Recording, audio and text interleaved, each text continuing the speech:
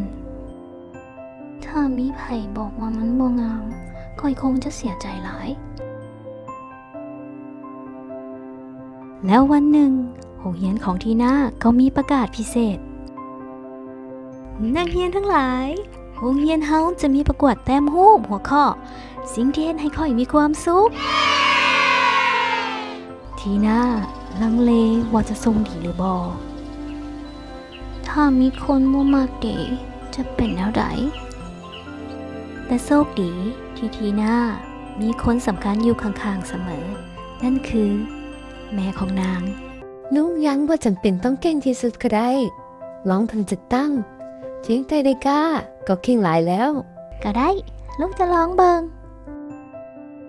ทีน่าตั้งใจแต้มรูปสิ่งที่เฮ็ดให้นางมีความสุขที่สุด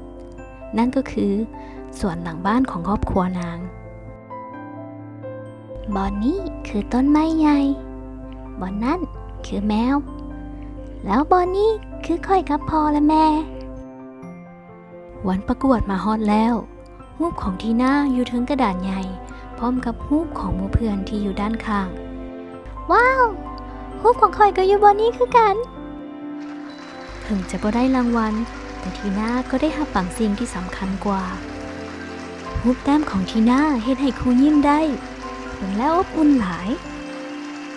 จากวันนั้นเป็นต้นมารูปแต้มของทีน่าบ่ได้อยู่ในกองก้องเตียงอีกต่อไป